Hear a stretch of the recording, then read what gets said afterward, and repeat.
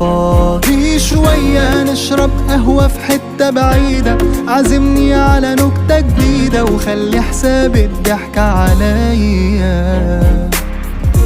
ده احنا يادوب ملحقناش نقرا المكتوب علشان نلقى هموم وقاسية.